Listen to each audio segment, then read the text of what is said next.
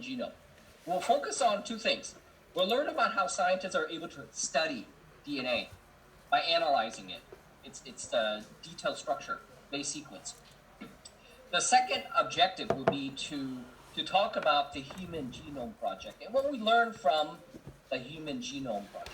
Okay, it started in 1990. Okay, 1990, a long time.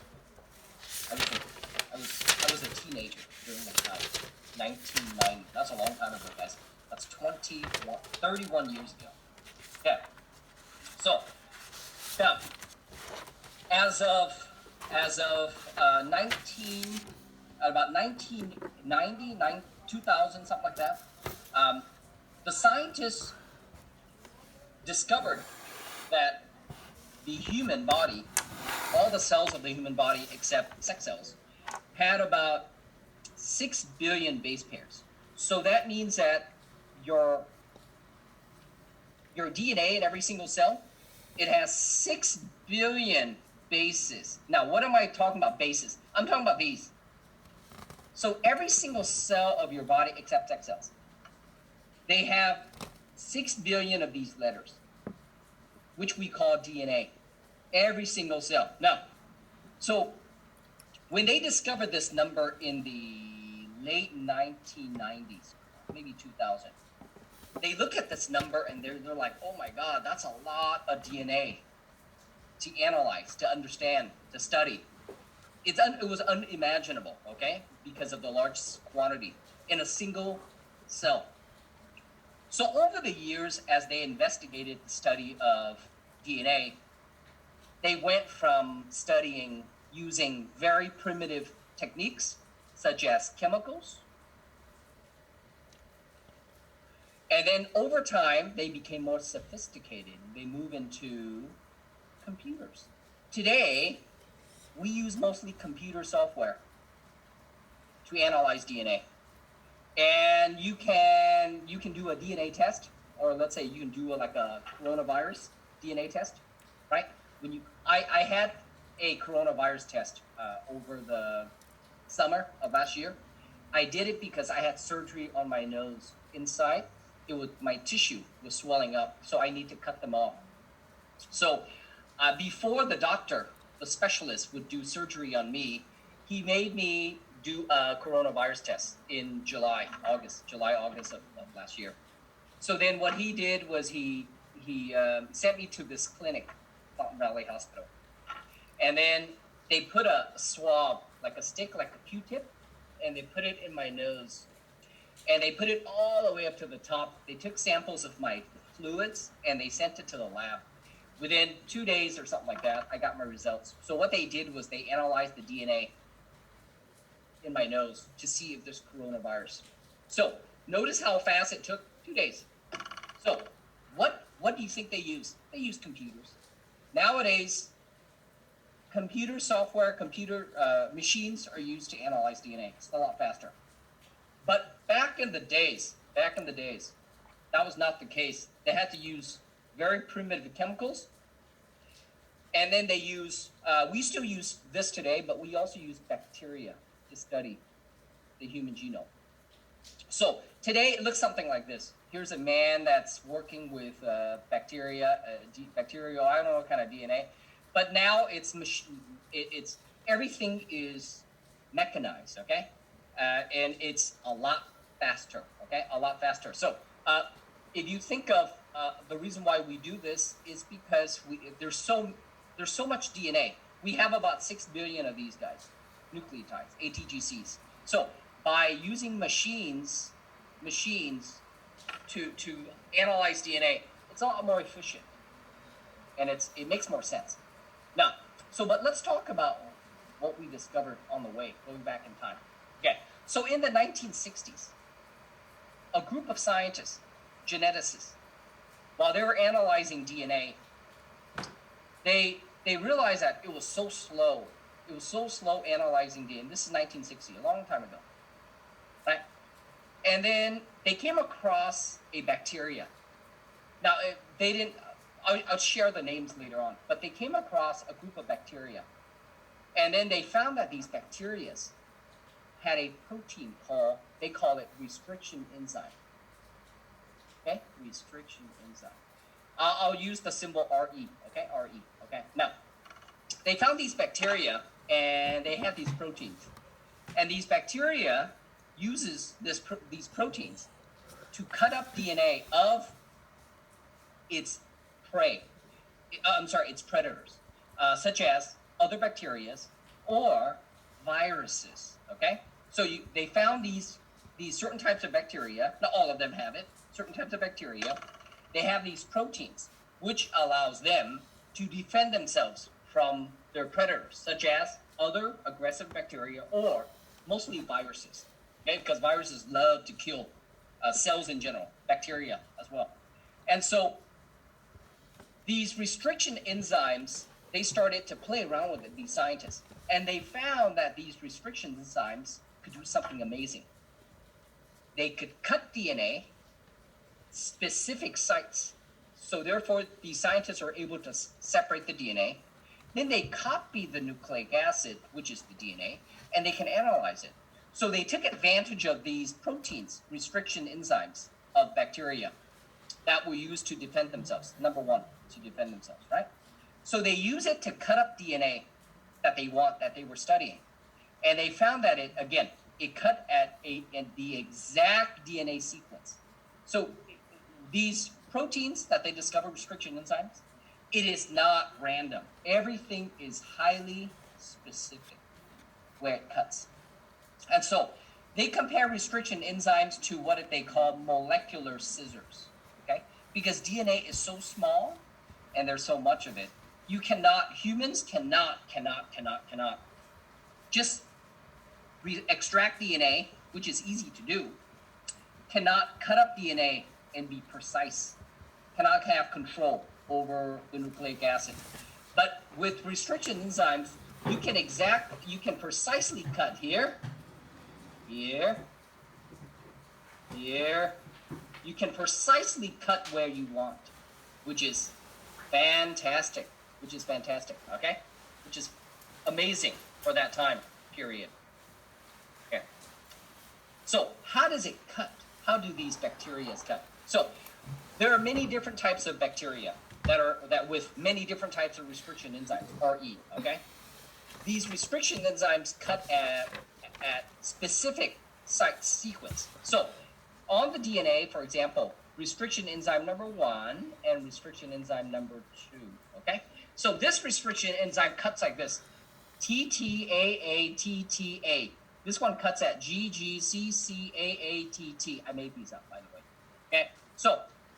So what happened is, if you take this protein and you add it to DNA that you remove from, let's say, a jellyfish, a horse, a monkey, a human, from Devin, for example, and this is Devin's DNA, you can cut exactly here, here, and here.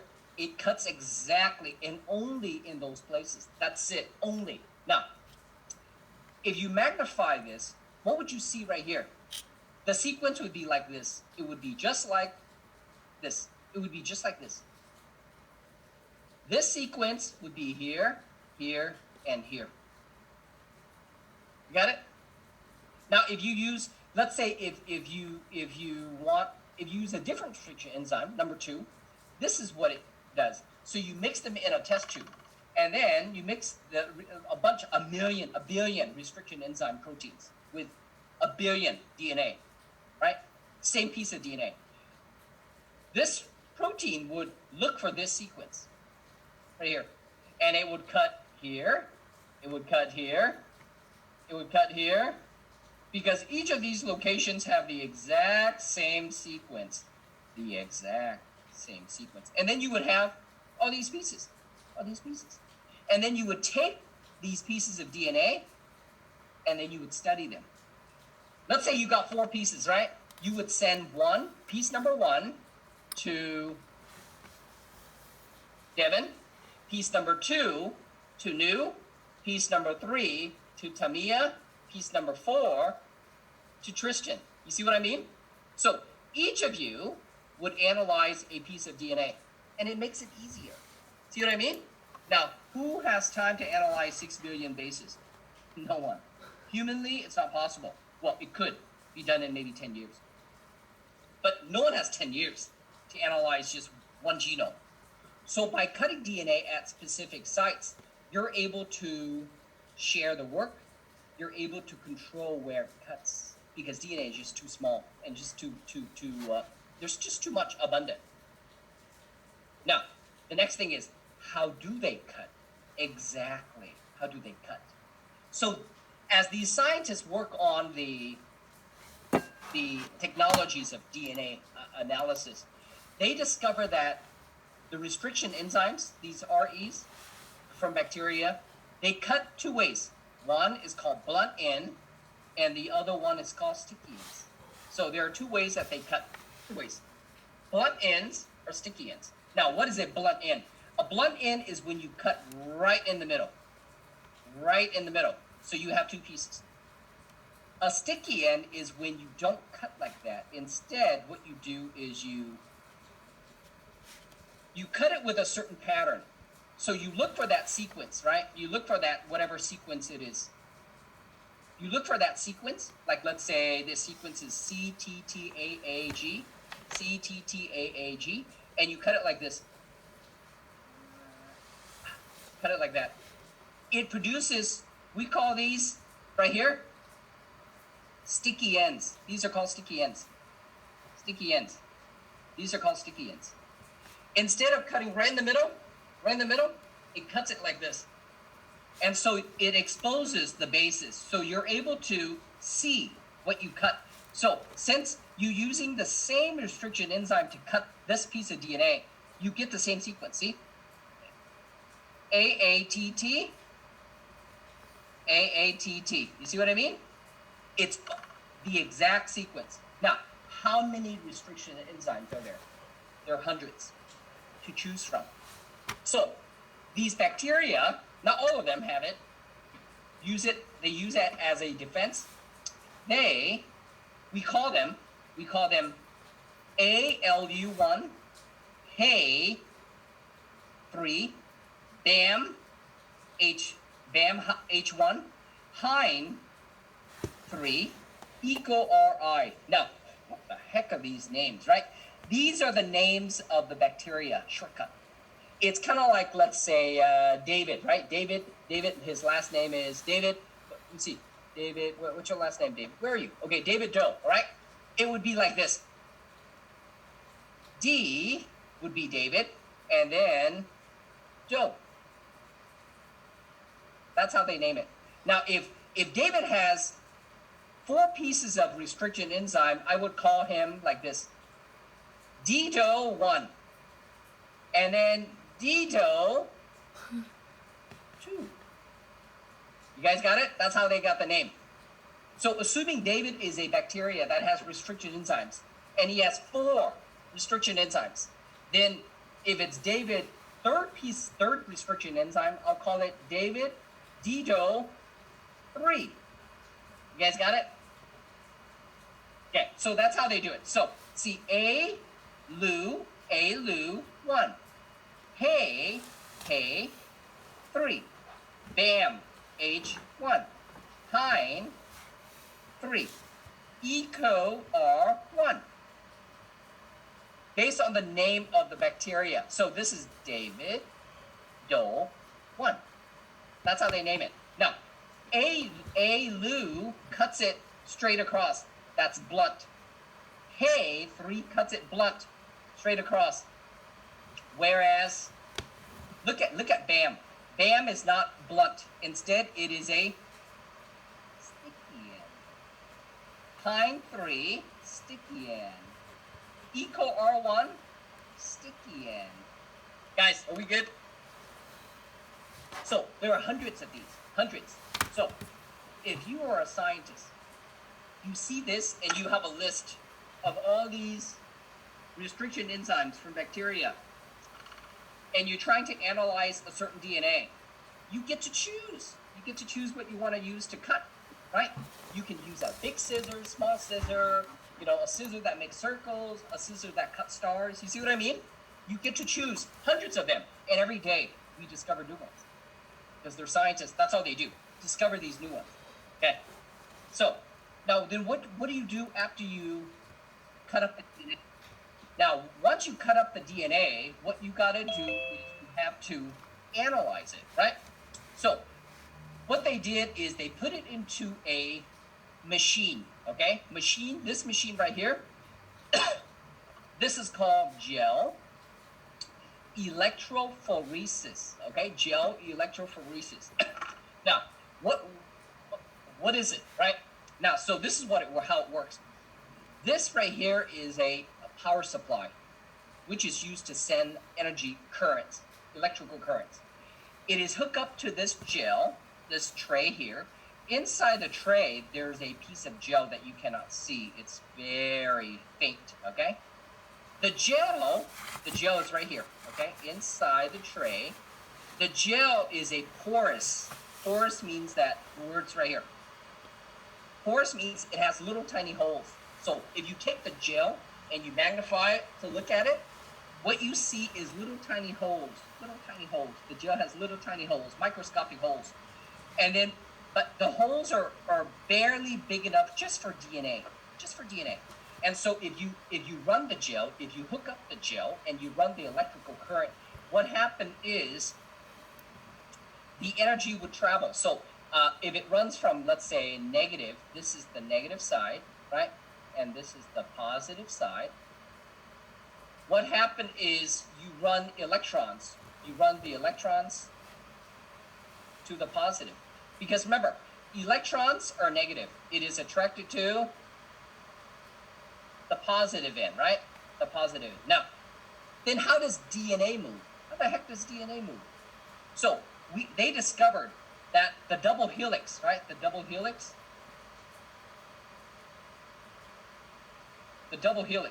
well, not the best picture, the double helix, okay? In the double helix, DNA has a negative charge. Now, where? Phosphate, right here. Here is a nucleotide. Let me clear it, okay? Here is a nucleotide, which makes up your DNA.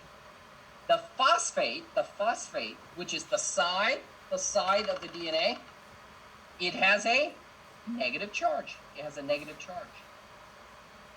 So if you put DNA into the gel, you pump it into the gel, you cut it and you put it into the gel, you cut it first, you put it into the gel, and you run electrical current this way, the DNA, the current is going to pick up the DNA fragments and it's going to move it towards the positive because negative is attracted to positive.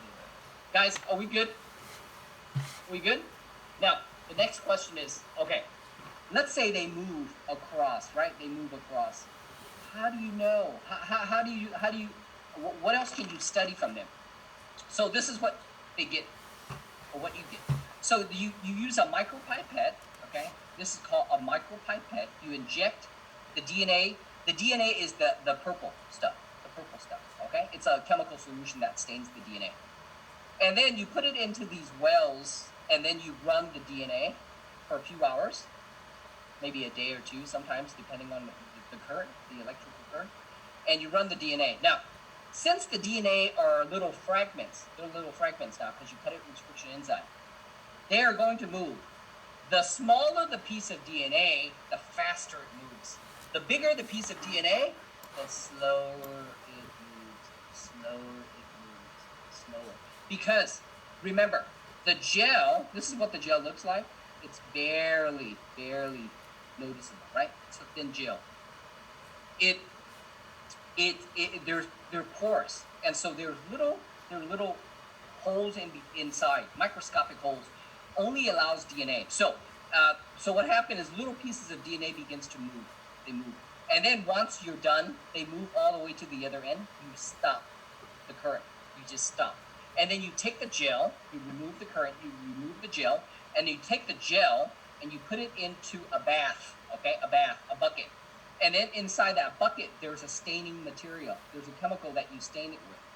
The chemical is going to stain the DNA It's gonna look for DNA fragments. It stains it, and then you let it sit overnight. The next day, you put it under above a lamp, a table. See, here's the table, lamp, the light, and then you put that piece of gel on top of it, and then you turn on the UV light and then the white light, and then you see the DNA bands. You see the DNA. See all the DNA? They move. The band that is furthest away is the smallest. The band that is closer to where you put the DNA in, that means it is the biggest. So it looks something like this. Let me give you a little idea. So here's your DNA, right? Here's your DNA. And you cut it with a restriction enzyme. This is number one. Then what you do is you put it into your gel. The gel has little beads, so it prevents the DNA from moving. The smaller the piece, the faster it moves. The bigger pieces, they're slower because they're big and they're stopped from moving. And then after a few hours, maybe 3-4 hours, we run it here at school, maybe 1 hour to 2 hours. We run it for 2 hours, okay, in my AP class. And then once it's done, after 2 hours of running the gel, you stop hours, right? You stop hours. And then you stop, you take the gel, and then you stain it with a chemical, and then you view it under a light, and then you see the bands because it's been stained. So here's your long piece of DNA that's been cut here, here, here, here, and here with restriction enzymes. You put it into the gel, and it runs from negative here to positive because, remember, phosphate of DNA has a negative charge, so it's going to move towards the positive with the help of the electrical current. The smaller the piece, the faster it moves. The bigger the piece, the slower it moves.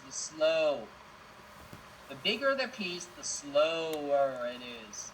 The smaller the piece, the faster they move. Now once you see the DNA and you see the fragments in the gel, what do you do next? Right? What do you do next? What else can you learn? So then we take the pieces of DNA, what we call is sequence, okay? DNA sequence. Now, what is DNA sequencing? DNA sequencing is to learn the order of the bases. So to learn the order of the bases, A, G, C, T. You see what I'm doing? Sequencing is to learn the order of the bases. It's to learn the order of the bases.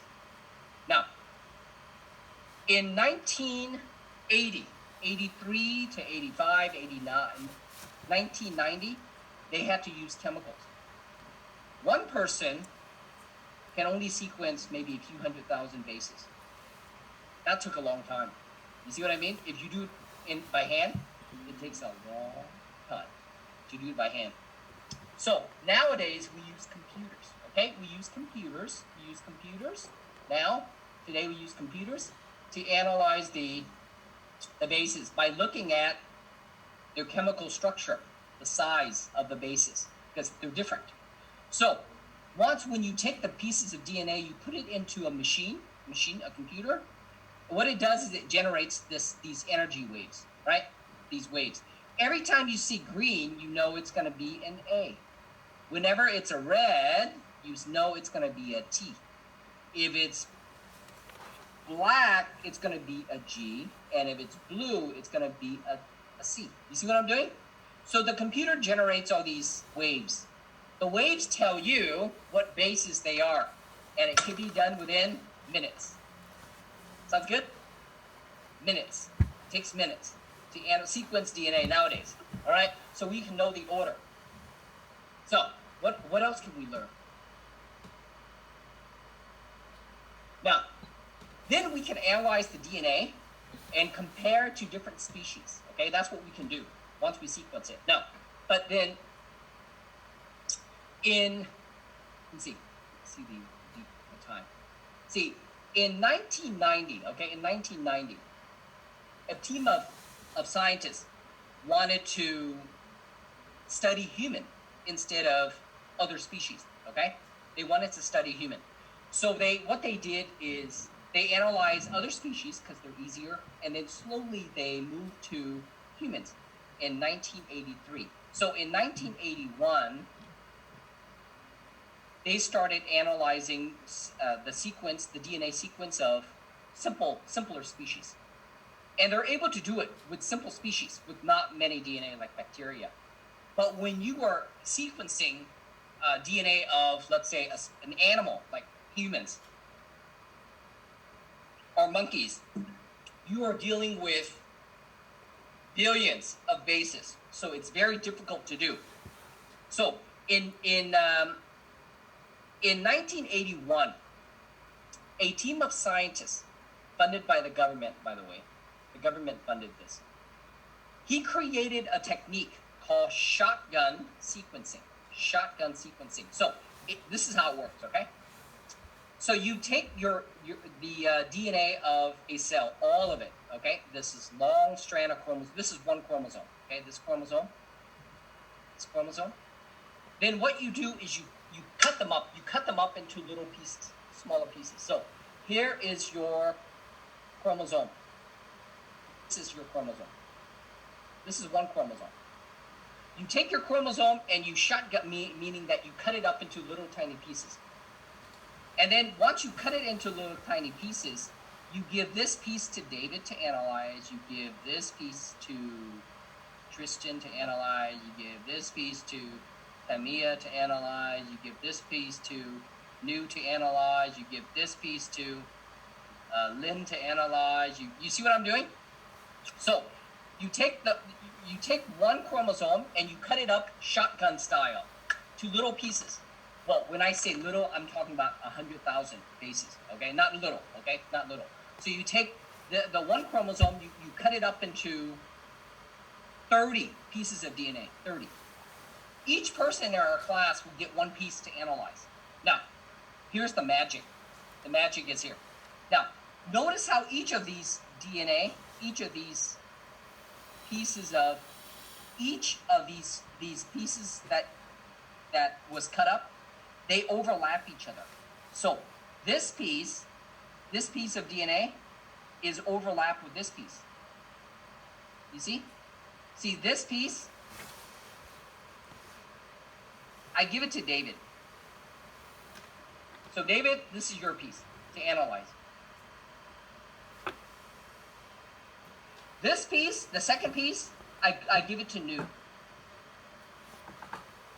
Now, then how do I know, once I sequence it, how do I put it back to the way it is before? See, because they overlap. You see how they overlap? So I compare pieces of DNA, And so by comparing the sequence of this strand that David cut and the strand that New cut, I'm able to match them up. And I know that David got the first strand, New got the second strand, Lynn got the third strand, Raphael got the fourth strand, Helen got the fifth strand, and then Emily got the sixth strand. You see what I'm doing? Guys, you see what I'm doing?